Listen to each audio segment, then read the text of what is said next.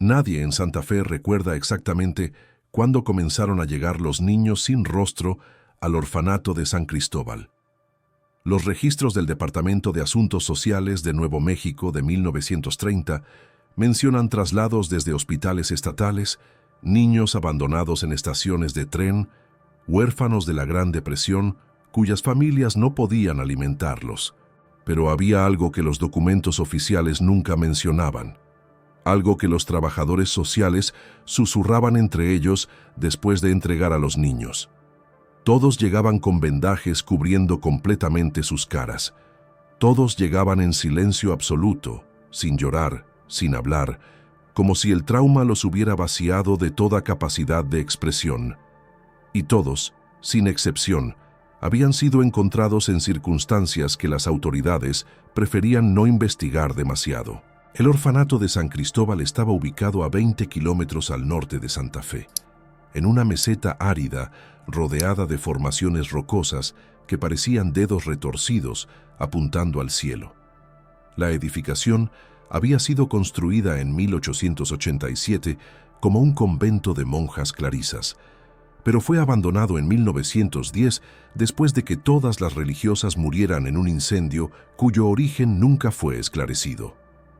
Durante 20 años, el lugar permaneció vacío, convertido en refugio de vagabundos y en escenario de leyendas locales sobre voces que se escuchaban desde las habitaciones selladas. En 1929, cuando la depresión llenó las calles de huérfanos y el Estado necesitaba desesperadamente lugares donde alojarlos, el edificio fue comprado por una suma irrisoria y reabierto bajo nueva administración. La directora era una mujer llamada Hermana Verónica Ashford, aunque no pertenecía a ninguna orden religiosa reconocida. Era alta, de complexión angular, con ojos grises que nunca parpadeaban del todo y manos largas siempre cubiertas con guantes blancos.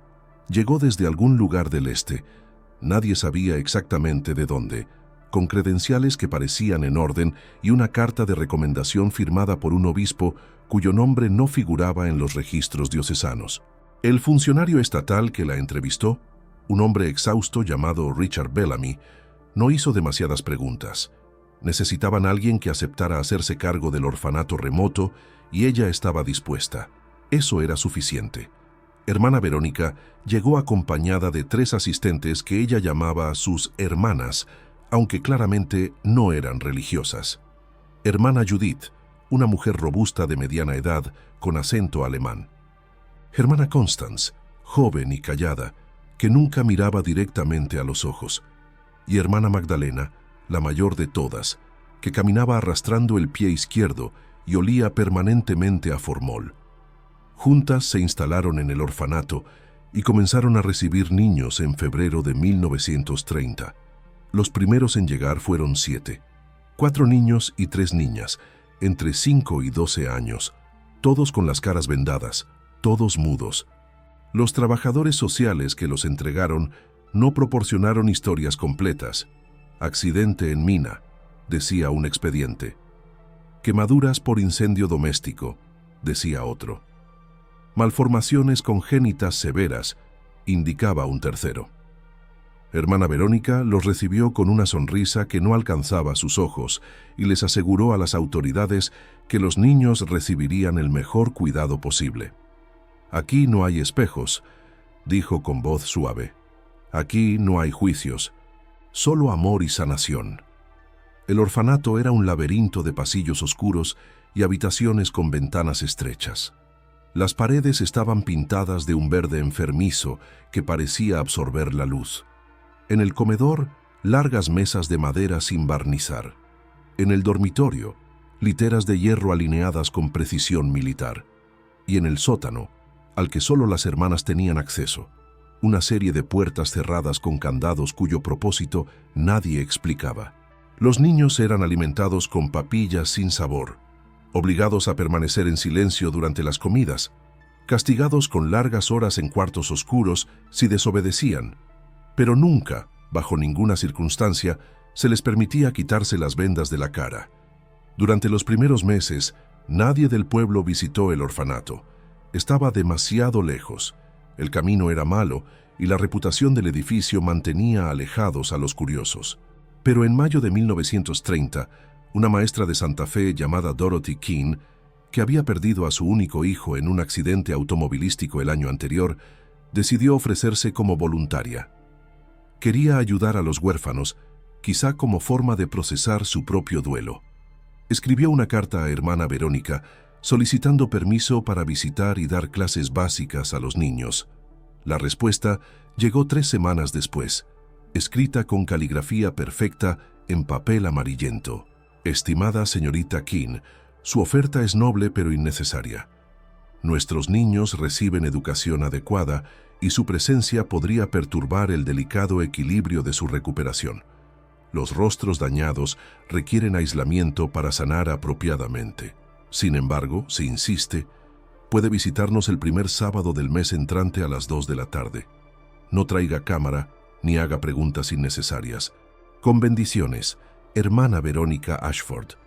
Dorothy llegó el sábado 7 de junio en su automóvil Ford, siguiendo las indicaciones por un camino de tierra que serpenteaba entre formaciones rocosas rojizas. El orfanato se alzaba contra el cielo como una herida, sus muros de adobe agrietados, sus ventanas como ojos vacíos. Llamó a la puerta principal. Hermana Judith la recibió sin sonreír. La condujo a través de pasillos que olían a lejía y desinfectante hasta un salón, donde esperaban 10 niños sentados en sillas, completamente inmóviles, con sus rostros envueltos en vendajes blancos que solo dejaban pequeñas aberturas para los ojos y la boca. Dorothy sintió un frío recorrerle la columna. Ninguno de los niños se movió cuando ella entró, ninguno volteó la cabeza. Simplemente permanecieron sentados, con las manos sobre los regazos, respirando tan suavemente que apenas se notaba. «Buenos días, niños», dijo Dorothy con voz alegre que sonó falsa incluso a sus propios oídos. Ninguno respondió. «Pueden saludar a la señorita Keene», ordenó hermana Judith desde la puerta. En perfecto unísono, 10 voces susurraron: «Buenos días, señorita Keene». El sonido fue como vidrio raspando metal. Durante la siguiente hora, Dorothy intentó dar una clase básica de lectura. Los niños respondían cuando se les preguntaba directamente, siempre con monosílabos, siempre con esa misma voz apagada. Nunca se tocaban entre ellos, nunca se movían a menos que recibieran instrucciones, y sus ojos, lo poco que podía verse a través de las vendas, parecían vidriosos, como si estuvieran mirando algo muy lejano. Cuando Dorothy intentó acercarse a una niña pequeña para ayudarla con un libro, hermana Judith intervino bruscamente. «No toque a los niños. Las vendas son estériles. Cualquier contacto podría causar infección». Al final de la visita, Dorothy fue escoltada de regreso a la entrada. Antes de partir, preguntó cuánto tiempo más tendrían que llevar las vendas. Hermana Judith la miró con expresión indescifrable. «Hasta que sus rostros estén listos. Algunos sanarán pronto, otros nunca sanarán, pero aquí están seguros, lejos de miradas crueles». Dorothy condujo de regreso a Santa Fe con las manos temblando en el volante. Algo estaba profundamente mal en ese lugar, pero no sabía qué exactamente. Durante las semanas siguientes, Dorothy investigó discretamente. Visitó la oficina de asuntos sociales y solicitó ver los expedientes de los niños del orfanato. Richard Bellamy, el funcionario exhausto, le mostró archivos incompletos. Muchos nombres estaban ilegibles, las fechas de ingreso no coincidían. Y lo más extraño, ningún niño había sido dado en adopción ni transferido a otro lugar desde la apertura del orfanato. «¿Dónde están los que ya sanaron?», preguntó Dorothy. Bellamy se encogió de hombros. «Supongo que siguen allí. No he recibido reportes de altas». Dorothy decidió volver sin avisar. Una tarde de julio, condujo nuevamente hasta el orfanato. Esta vez llegó cerca del anochecer, cuando las sombras se alargaban y el aire del desierto comenzaba a enfriarse. Estacionó a cierta distancia y se acercó a pie. Las ventanas del edificio estaban iluminadas débilmente por velas o lámparas de aceite. Se aproximó a una de las ventanas bajas y miró adentro. Lo que vio la dejó paralizada. En el comedor, los niños estaban sentados en sus mesas como siempre, pero ahora había más.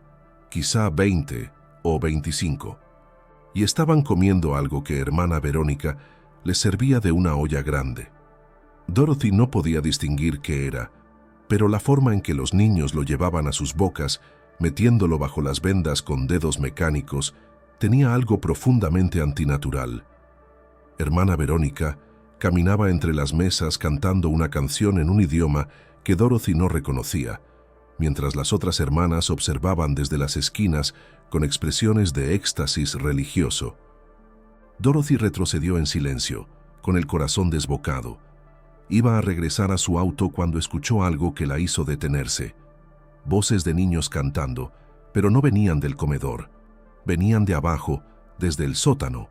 Se acercó a una ventana de ventilación cerca del suelo y se arrodilló. El canto era más claro ahora, una melodía repetitiva sin palabras comprensibles, y debajo del canto otro sonido, algo húmedo, algo que raspaba, algo que crujía como huesos partiendo. Dorothy corrió a su auto y condujo de regreso a Santa Fe sin detenerse. Esa noche no durmió. Al día siguiente, fue directamente a la oficina del sheriff del condado, un hombre curtido llamado James Holbrook, que había servido durante la Revolución Mexicana. Le contó todo. Holbrook escuchó con escepticismo creciente, pero algo en la desesperación de Dorothy lo convenció de al menos investigar. «Iré mañana», prometió. «Con 2 diputados. Si hay algo irregular, lo veremos». El sheriff Holbrook y sus hombres llegaron al orfanato el 16 de julio de 1930 a media mañana. Hermana Verónica los recibió con sorpresa cortés. «¿En qué podemos ayudar a las autoridades?», preguntó con voz melosa. Holbrook explicó que había recibido una queja sobre las condiciones del lugar y necesitaba hacer una inspección de rutina. Hermana Verónica sonrió. «Por supuesto. No tenemos nada que ocultar. Somos servidoras de Dios y de estos pobres niños». El recorrido comenzó por el dormitorio. Literas limpias, sábanas dobladas con precisión. El comedor estaba vacío, las mesas fregadas. El salón de clases tenía pizarras con lecciones básicas escritas. Todo parecía en orden, excepto por la ausencia total de niños. «¿Dónde están?», preguntó Holbrook. «En el patio trasero, tomando su hora de ejercicio supervisado», respondió hermana Verónica. Los condujeron afuera. En el patio, rodeado por un muro alto de adobe, 23 niños caminaban en círculos perfectos, todos con vendas en las caras, todos en silencio. Hermana Magdalena los vigilaba desde una esquina, apoyada en su bastón. Los niños no se detuvieron cuando entraron las autoridades. Simplemente continuaron su marcha circular, como autómatas. «¿Por qué todos tienen las caras vendadas?», preguntó uno de los diputados. «Quemaduras severas, deformidades, traumas faciales», respondió hermana Verónica con paciencia ensayada. «Estamos usando tratamientos experimentales aprobados por médicos de Albuquerque». Holbrook pidió ver esos documentos médicos. Hermana Verónica los condujo a su oficina. Mientras ella buscaba en un archivero, Holbrook notó algo en el escritorio, una fotografía enmarcada. Mostraba a hermana Verónica junto a un grupo de personas en lo que parecía ser un laboratorio. Todos vestían batas blancas. En el fondo de la imagen, parcialmente visible, había algo que parecía una mesa de operaciones con correas de cuero. Antes de que pudiera examinarla más de cerca, hermana Verónica colocó una carpeta sobre el escritorio cubriendo la fotografía. «Aquí están los permisos». Los documentos parecían legítimos a primera vista. Firmas, sellos, lenguaje médico-técnico. Holbrook no era doctor y no podía verificar su autenticidad en ese momento. «Necesito ver el sótano», dijo finalmente. Hermana Verónica vaciló por primera vez. «El sótano es área de almacenamiento. Está clausurado por problemas estructurales. Sería peligroso descender». Holbrook insistió. «Entonces lo veré brevemente. Soy responsable de verificar que este edificio es seguro». Hermana Verónica intercambió una mirada con hermana Judith. Algo pasó entre ellas, una comunicación silenciosa. Finalmente asintió. «Como desee. Pero debo advertirle que el aire está viciado y hay riesgo de derrumbe». Condujeron al sheriff y a un diputado hacia una puerta de madera reforzada con bandas de metal. Hermana Verónica sacó una llave larga de su cinturón y abrió el candado. La escalera descendía en penumbra. El aire que subía era frío y olía a humedad, formol y algo orgánico en descomposición. Holbrook encendió su linterna y comenzó a bajar, con el diputado detrás. Los escalones eran de piedra, irregulares, desgastados en el centro por siglos de uso. Al llegar al fondo, la linterna iluminó un pasillo con varias puertas a ambos lados. La primera puerta estaba entreabierta. Holbrook la empujó. Era una habitación de almacenamiento como hermana Verónica había dicho. Cajas de provisiones, latas de conservas, sacos de harina, nada inusual. La segunda puerta estaba cerrada. Holbrook giró el pomo. No cedió. «¿Qué hay aquí?», preguntó hacia arriba. La voz de hermana Verónica llegó desde lo alto de la escalera. «Suministros médicos bajo llave por seguridad». Algo en su tono hizo que Holbrook decidiera forzar la puerta. Con ayuda del diputado, patearon la cerradura. La puerta se abrió con un crujido. La linterna iluminó el interior y ambos hombres retrocedieron involuntariamente. La habitación estaba llena de frascos de vidrio alineados en estantes que cubrían todas las paredes. Y dentro de los frascos, flotando en líquido preservante, había rostros humanos. Docenas de ellos. Rostros de niños, cortados con precisión quirúrgica, con los ojos cerrados, las bocas entreabiertas, conservados perfectamente como especímenes anatómicos. Cada frasco estaba etiquetado con un nombre y una fecha. María Sánchez, 8 años, 3 de marzo de 1930. Timothy Walsh, 10 años, 15 de abril de 1930. Rosa Delgado, 6 años, 2 de junio de 1930. El diputado vomitó en una esquina. Holbrook, con mano temblorosa, iluminó más estantes. Había cuadernos apilados, llenos de anotaciones médicas, diagramas de rostros humanos con líneas marcando puntos de incisión, fotografías de niños antes y después de procedimientos que no estaban descritos. Y en una mesa central, instrumentos quirúrgicos, escalpelos, pinzas, agujas de sutura, sierras pequeñas, todos limpios y ordenados. Holbrook subió la escalera corriendo, con la pistola desenfundada, pero el vestíbulo estaba vacío. Las hermanas habían desaparecido. Corrió hacia el patio. Vacío también. Los niños se habían esfumado como si nunca hubieran estado allí. Gritó a su otro diputado que había quedado afuera vigilando. «Nadie salió por la puerta principal, sheriff, lo juro». Registraron el edificio completo, habitación por habitación. Encontraron más evidencia. En el dormitorio, debajo de una de las literas, un cuaderno infantil con dibujos. Un niño había dibujado a sí mismo sin cara, solo un óvalo blanco donde debería estar el rostro. Debajo, con caligrafía temblorosa, «Me quitaron mi cara, pero no duele, ya no siento nada». En la cocina, en la olla grande que Dorothy había visto, encontraron restos de un estofado. El diputado que lo olió palideció y salió corriendo a vomitar nuevamente.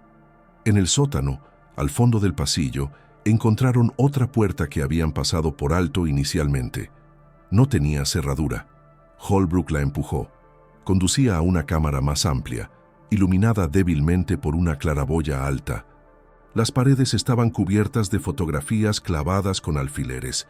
Cientos de fotografías de niños, todos sin venda en las fotos, todos con sus rostros perfectamente visibles, todos sonriendo a la cámara con sonrisas idénticas, demasiado amplias, que no alcanzaban sus ojos muertos.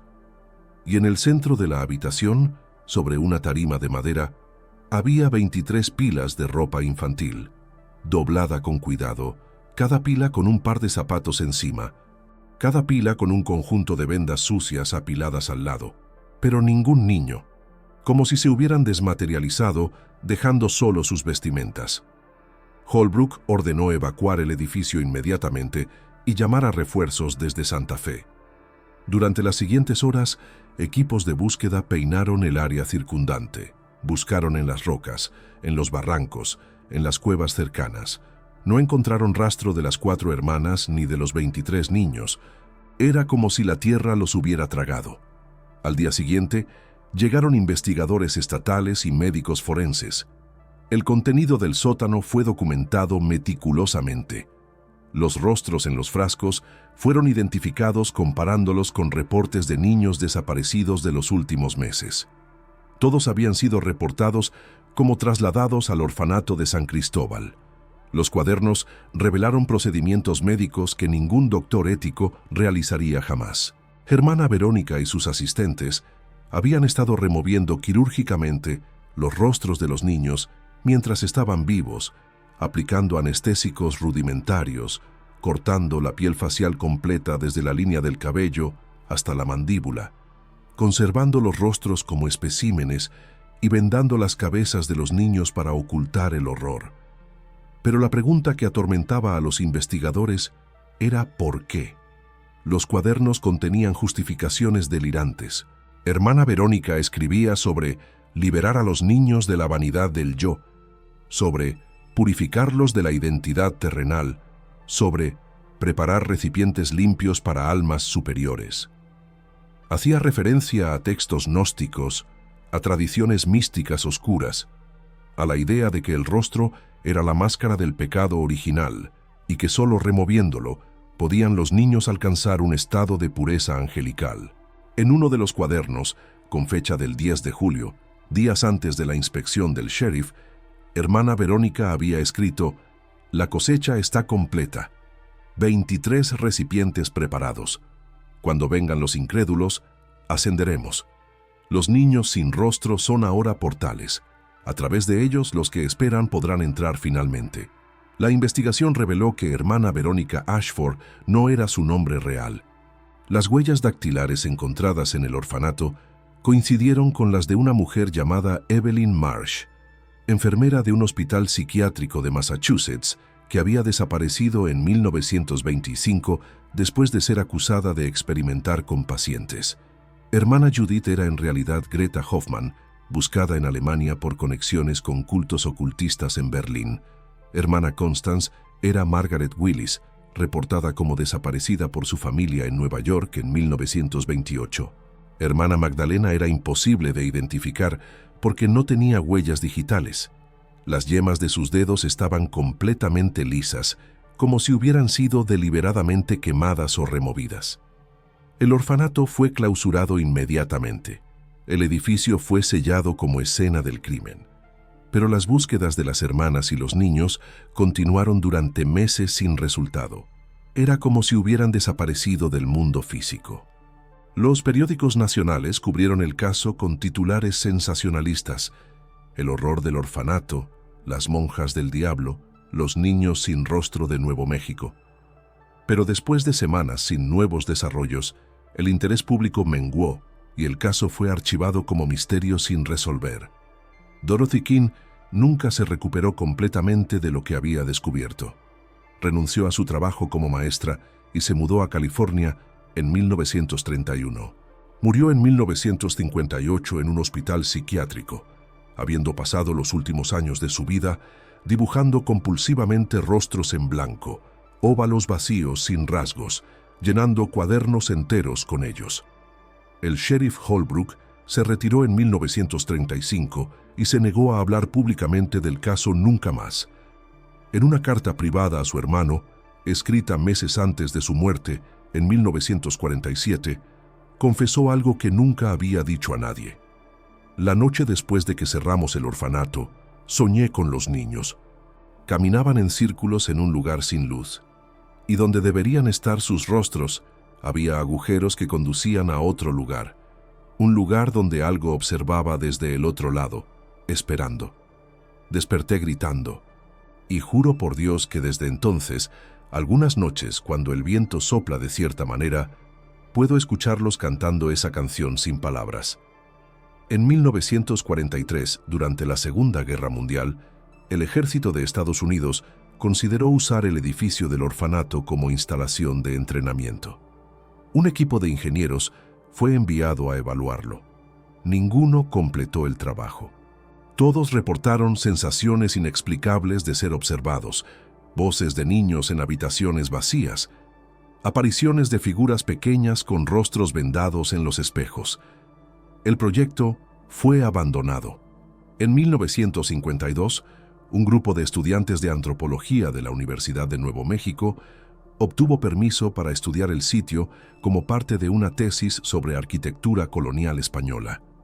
Pasaron una noche acampando en los terrenos. Solo 2 de los 5 estudiantes regresaron.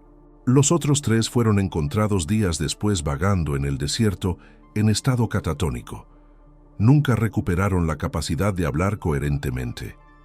Uno de ellos vivió hasta 1979 en una institución y durante esos 27 años nunca dejó de hacer el mismo gesto repetitivo: tocarse la cara con ambas manos, como si intentara verificar que aún estaba ahí.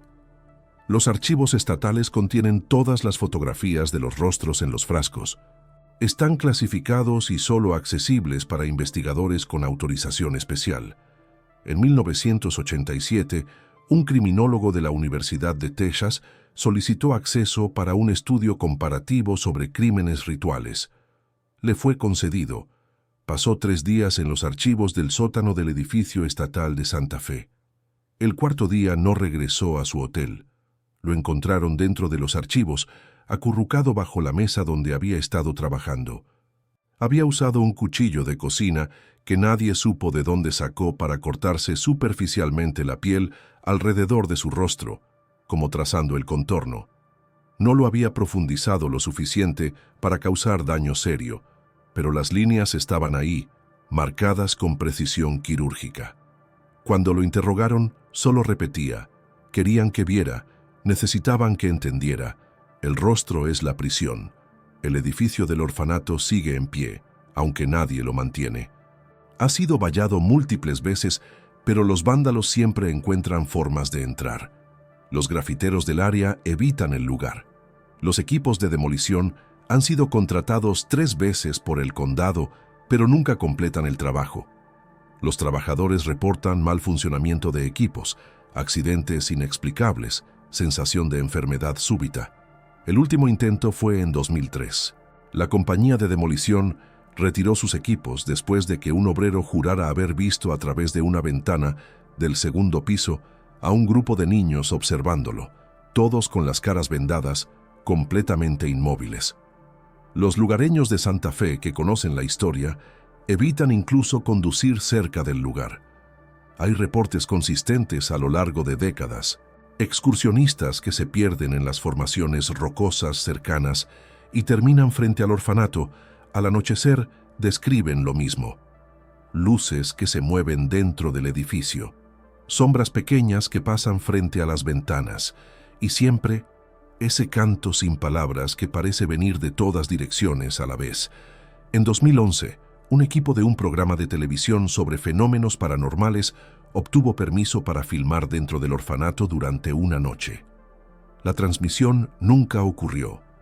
El metraje fue confiscado por las autoridades estatales bajo una ley de 1954 que permite la supresión de material que podría causar pánico público. Pero fragmentos del video se filtraron en línea. En ellos se ve al equipo explorando el edificio con cámaras infrarrojas. En una escena, la cámara capta algo en el sótano, una fila de figuras pequeñas de pie contra la pared. Cuando el camarógrafo se acerca, las figuras no se mueven. Son niños, o eran niños, con las caras completamente lisas, sin rasgos, como maniquíes de carne. Uno de ellos gira lentamente la cabeza hacia la cámara. Donde deberían estar los ojos, hay solo piel estirada. Donde debería estar la boca, una línea apenas visible. Y luego, desde ese rostro sin boca, se escucha claramente una voz. ¿Tienes mi cara? El video se corta abruptamente. Los archivos médicos recuperados del orfanato contienen algo que los investigadores nunca supieron cómo interpretar. Entre los procedimientos documentados, hermana Verónica describía un paso final que llamaba la inversión. Después de remover el rostro de un niño y permitir que la herida sanara con las vendas, había un ritual que realizaba bajo la luz de la luna llena. Colocaba al niño sin rostro en un círculo de sal quemaba hierbas específicas y recitaba palabras en un lenguaje que parecía ser latín corrupto mezclado con algo más antiguo. Según sus notas, después del ritual, los niños cambiaban. Se volvían receptivos, permeables, listos para ser habitados. Uno de los cuadernos contiene un párrafo subrayado múltiples veces. El rostro es el ancla del alma al cuerpo. Sin él, el recipiente queda abierto. Los que esperan del otro lado pueden finalmente cruzar. No es destrucción, es transformación. Los niños sin rostro son puertas vivientes. A través de ellos, lo que ha esperado en la oscuridad puede finalmente caminar bajo el sol. En las últimas páginas del último cuaderno, con fecha del 15 de julio de 1930, el día antes de que el sheriff llegara, hermana Verónica escribió su entrada final. El trabajo está completo. 23 puertas abiertas. Esta noche realizaremos el cruce final.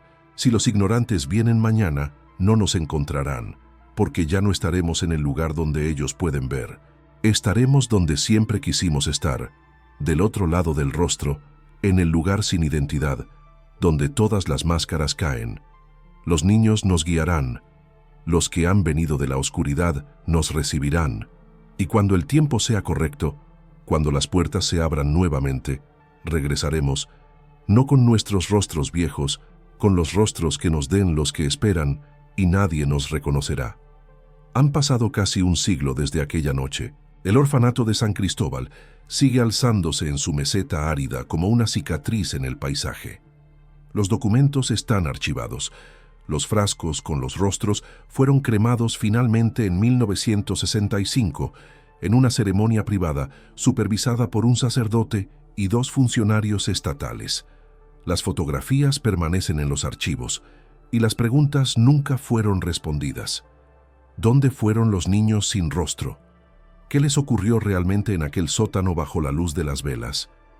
¿Y qué cruzó a través de ellos cuando sus rostros fueron removidos y los rituales completados? Hay quienes estudian estos casos en silencio, académicos que nunca publican sus hallazgos, investigadores privados que rastrean patrones en la oscuridad. Uno de ellos, un antropólogo retirado llamado Marcus Webb, pasó 15 años estudiando el caso del orfanato de San Cristóbal. En 2018, poco antes de su muerte, envió un paquete a la Sociedad Histórica de Nuevo México. Contenía copias de documentos que había obtenido de fuentes no oficiales, incluyendo fotografías que supuestamente no existían en los archivos oficiales. Una de esas fotografías mostraba a hermana Verónica de pie en el patio del orfanato, rodeada de los niños vendados. Pero había algo extraño en la imagen que solo se notaba al examinarla con lupa. Los niños no proyectaban sombras. El suelo de tierra iluminado por el sol mostraba claramente la sombra de hermana Verónica, de las hermanas asistentes, de los muros circundantes. Pero donde debían estar las sombras de los niños, solo había tierra clara, como si no fueran completamente sólidos, como si ya estuvieran a medio camino de otro lugar. Webb había incluido una nota con la fotografía. Esta imagen fue tomada 3 días antes de la desaparición. Un trabajador social la encontró en su cámara después de visitar el orfanato y la descartó como defecto de revelado. Pero he encontrado 3 fotografías más de distintas fuentes, todas tomadas en el orfanato durante los últimos meses de operación. En todas, los niños no proyectan sombras, como si lo que estaba bajo las vendas ya no fuera completamente humano. En la última página del informe de Webb había una conclusión que nunca compartió públicamente. Después de estudiar casos similares a lo largo de la historia, he llegado a una hipótesis que sé que parecerá demencia, pero los patrones son consistentes. En 1634, un orfanato en Francia reportó niños con rostros cubiertos que desaparecieron durante la noche. En 1782, un asilo en Polonia. En 1869, una escuela en Rumania. Siempre el mismo patrón, siempre rostros removidos o cubiertos, siempre desapariciones masivas, siempre referencias a cruzar o ascender. No creo que hermana Verónica fuera una loca aislada, creo que era parte de algo más antiguo, algo que se repite a través de los siglos. una tradición oculta que usa niños como puertas, y creo que los niños del orfanato de San Cristóbal no murieron. Creo que fueron transformados en algo diferente, y que todavía están ahí, en algún lugar entre nuestro mundo y otro lugar. Webb murió de un infarto masivo 2 días después de enviar el paquete. Tenía 63 años y gozaba de buena salud según su médico. En su casa, los investigadores encontraron las paredes de su estudio cubiertas de fotografías del orfanato, mapas con ubicaciones marcadas alrededor del mundo, diagramas de símbolos que había copiado de los cuadernos de hermana Verónica. Y en su escritorio, un último documento que aparentemente estaba escribiendo cuando murió. La última frase, interrumpida a mitad, decía: «He identificado el patrón temporal. Los ciclos son cada 27 años. El próximo será en 2030, exactamente un siglo después del primero. Y creo que sé dónde». La frase no fue completada. La pluma había caído sobre el papel, dejando un trazo de tinta que se extendía hasta el borde de la hoja. Los residentes de Santa Fe que viven en las áreas al norte de la ciudad, cerca de donde se alza el orfanato abandonado, han reportado durante décadas un fenómeno consistente. Cada cierto tiempo, generalmente durante las noches de luna nueva, aparecen niños caminando por las carreteras del desierto. Siempre en grupos, nunca solos, siempre en silencio. Algunos conductores que los han visto dicen que los niños usan ropa anticuada, de los años 30. Otros dicen que sus rostros están cubiertos con vendas amarillentas, y todos, absolutamente todos los que han frenado para ofrecerles ayuda, reportan lo mismo. Cuando bajan la ventanilla del auto, los niños se acercan lentamente, y cuando están lo suficientemente cerca, puede verse que las vendas no están realmente cubriendo rostros. Están cubiertas sobre piel lisa, sin rasgos, como mascarillas de carne vacía. Los conductores aceleran y se alejan, y cuando miran por el espejo retrovisor, los niños ya no están en el camino. Simplemente se han desvanecido. En 2015, una familia que se mudó a una casa cerca del antiguo camino al orfanato comenzó a experimentar fenómenos inexplicables. Su hija de 7 años, Emma, empezó a hablar de los niños sin cara, que venían a jugar con ella por las noches. Los padres lo atribuyeron a pesadillas, hasta que instalaron una cámara de seguridad en el cuarto de la niña, después de que Emma comenzara a caminar dormida. El video capturó algo que hizo que la familia abandonara la casa a la semana siguiente. Muestra a Emma durmiendo en su cama. A las 3:27 de la madrugada, figuras pequeñas comienzan a materializarse en las esquinas del cuarto. Aparecen gradualmente, como si se formaran de la oscuridad misma. Son niños, o tienen forma de niños. Se mueven hacia la cama de Emma con pasos lentos, arrastrando los pies. Sus cabezas están envueltas en vendas. Se quedan de pie alrededor de la cama durante exactamente 27 minutos, completamente inmóviles, como si estuvieran observándola dormir. Luego, uno de ellos extiende la mano lentamente y toca el rostro de Emma con sus dedos. Emma no despierta, pero su expresión cambia. Su boca se abre ligeramente y sus ojos bajo los párpados cerrados comienzan a moverse rápidamente, como si estuviera soñando intensamente. El niño retira la mano y todos comienzan a desvanecerse de la misma manera en que aparecieron, disolviéndose en la oscuridad. La familia reportó el incidente a la policía, pero el video fue considerado de autenticidad no verificable. Nunca regresaron a la casa.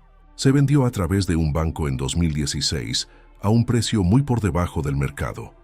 El comprador la demolió y el terreno permanece vacío.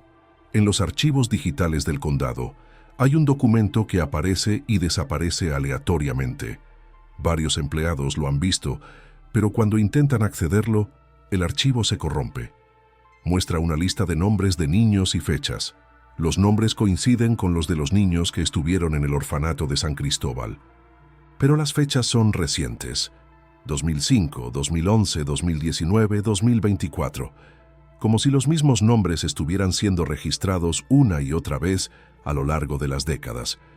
Un técnico de IT que intentó rastrear el origen del archivo encontró que el documento se genera automáticamente desde una dirección IP que no debería existir. Una dirección que, según los registros técnicos, corresponde a un servidor ubicado en las coordenadas exactas del orfanato de San Cristóbal. Pero no hay servidor allí, no hay electricidad, no hay conexión a Internet. El edificio ha estado abandonado durante 90 años. En 2022, un podcast de crímenes reales intentó hacer un episodio sobre el caso. Entrevistaron a descendientes de los involucrados, consultaron archivos históricos, incluso obtuvieron permiso para filmar en el exterior del orfanato. El episodio fue grabado y editado, pero nunca fue publicado. Los creadores del podcast publicaron una breve declaración diciendo que, debido a circunstancias imprevistas, el episodio sobre el orfanato de San Cristóbal no será lanzado.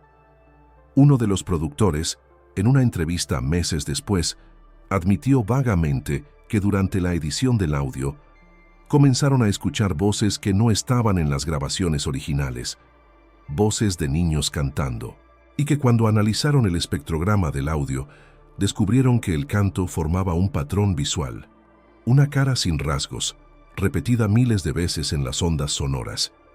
Los antropólogos que han estudiado los símbolos encontrados en los cuadernos de Hermana Verónica han identificado conexiones con tradiciones ocultistas europeas del siglo XVII, específicamente con un culto gnóstico que creía que la individualidad era una prisión del alma. Según estos grupos, el rostro era el símbolo definitivo de la separación del ser humano de la divinidad.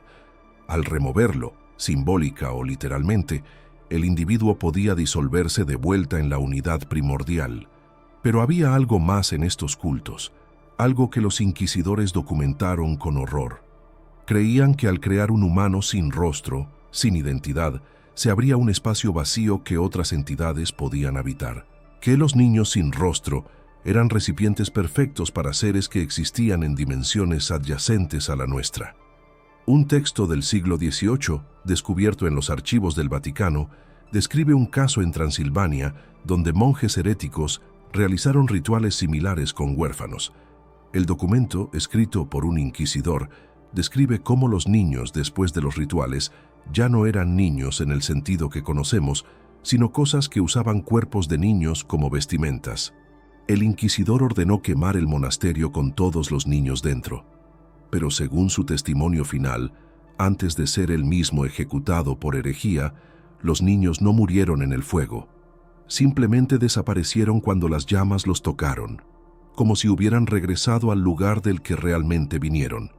¿Es posible que Hermana Verónica conociera estas tradiciones? ¿Que su orfanato fuera un intento de replicar rituales antiguos en el Nuevo Mundo? Los símbolos en sus cuadernos sugieren que sí.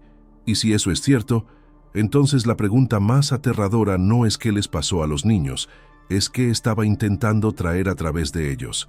En el invierno de 2025, un incendio forestal se acercó peligrosamente al área del orfanato. Los equipos de bomberos establecieron líneas de defensa en las cercanías. Uno de los equipos, dirigido por un bombero de 20 años de experiencia llamado Rafael Cortés, reportó algo extraño. Mientras trabajaban cerca del edificio al anochecer, vieron figuras en las ventanas del segundo piso. Figuras pequeñas, de niños, completamente inmóviles detrás del vidrio roto. «Si pensamos que eran evacuados que no habían salido», dijo Cortés en su informe. Entramos a buscarlos, pero cuando llegamos al segundo piso, no había nadie. Las habitaciones estaban vacías, llenas de escombros de décadas, pero en el polvo del suelo había huellas. Huellas de pies descalzos de niños, docenas de ellas. Todas conducían hacia las paredes y desaparecían como si hubieran caminado a través del adobe sólido. El equipo evacuó el edificio inmediatamente. El incendio cambió de dirección y nunca alcanzó el orfanato. El edificio permanece intacto, protegido aparentemente por el azar o por algo más. Desde entonces, Cortés ha tenido pesadillas recurrentes. Sueña que está de pie en una habitación sin paredes. Niños sin rostro lo rodean en círculos. No se acercan, solo caminan alrededor de él, interminablemente, y en el sueño sabe, con certeza absoluta, que si alguna vez se queda dormido dentro de ese sueño, Si se acuesta en el suelo de esa habitación sin paredes, despertará sin su rostro. Se ha negado a volver a trabajar en esa área del condado. Los psicólogos que han tratado a personas que han tenido experiencias cerca del orfanato notan un patrón consistente en sus traumas. Todos desarrollan una forma específica de ansiedad que llaman despersonalización facial.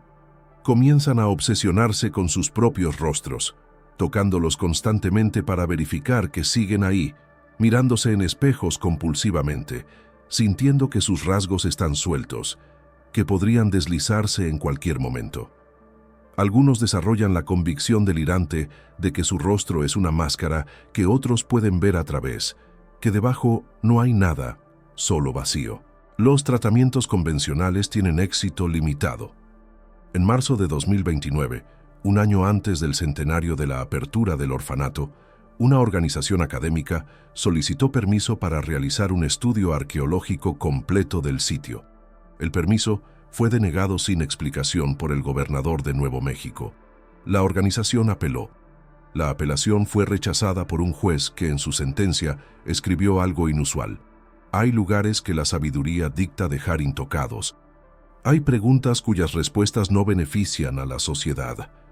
Este tribunal determina que el sitio conocido como el Orfanato de San Cristóbal debe permanecer sellado en perpetuidad, no por razones legales, sino por razones que trascienden la jurisprudencia. La sentencia fue considerada extraña pero legal. El sitio permanece cerrado, pero se acerca 2030. Y quienes han estudiado el caso en profundidad, quienes han visto los patrones que Marcus Webb identificó antes de morir, están preocupados. Porque si los ciclos son reales, si hay una periodicidad en estos eventos, entonces el centenario podría ser significativo. Ya hay reportes. En febrero de 2029, 3 niños desaparecieron de sus hogares en Santa Fe en la misma noche. No hay signos de forcejeo. No hay evidencia de secuestro. Simplemente desaparecieron de sus camas cerradas desde el exterior. En uno de los cuartos, los padres encontraron algo dibujado en el espejo del baño con lo que parecía ser condensación.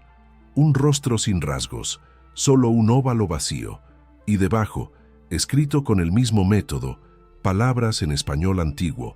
Las puertas recuerdan. Los 3 niños fueron encontrados una semana después, caminando por el desierto a 15 kilómetros del orfanato. Estaban deshidratados, pero vivos. No recordaban nada, pero en los días siguientes, los 3 comenzaron a comportarse de manera idéntica. Se sentaban inmóviles durante horas, no respondían a sus nombres, y cuando finalmente hablaban, era siempre la misma frase: los que no tienen rostro quieren volver. Los niños están ahora bajo observación psiquiátrica. El caso está siendo manejado con discreción absoluta, pero hay filtraciones, siempre hay filtraciones. Y en los foros oscuros de Internet, donde se reúnen los obsesionados con lo paranormal y lo inexplicable, circula una teoría: que el orfanato de San Cristóbal fue solo el comienzo, que hermana Verónica logró abrir algo en 1930 que nunca se cerró completamente, que los niños sin rostro no están muertos sino esperando, y que cada cierto tiempo intentan regresar buscando nuevos recipientes, nuevos cuerpos que puedan usar para cruzar completamente de vuelta a nuestro mundo. Es solo una teoría, una especulación de mentes paranoicas que ven patrones donde solo hay caos, pero en las noches sin luna, cuando el viento sopla desde el norte trayendo arena del desierto, algunos residentes de Santa Fe cierran sus ventanas y revisan 2 veces las cerraduras de las puertas de los cuartos de sus hijos. Porque hay historias que no mueren, hay horrores que no se entierran completamente, y hay lugares en el mundo donde la realidad es más delgada, donde la barrera entre lo que es y lo que podría ser está agrietada. El orfanato de San Cristóbal sigue en pie, vacío pero no muerto, silencioso pero no tranquilo, esperando algo que quizá llegue, o quizá ya está allí detrás de las paredes, debajo del suelo, en los espacios entre los espacios, mirando hacia afuera con ojos que no existen, desde rostros que fueron removidos hace casi un siglo. Y si escuchas con suficiente atención, En las noches correctas, cuando el mundo está lo suficientemente quieto, todavía puedes oír el canto, sin palabras, sin melodía clara. Solo voces de niños que cantan y cantan y cantan, desde un lugar donde los rostros no existen, donde la identidad se disuelve, donde algo espera pacientemente su turno de usar piel humana nuevamente. Las puertas recuerdan. Los rostros olvidados no perdonan. Y el ciclo, según aquellos que saben, está a punto de completarse otra vez.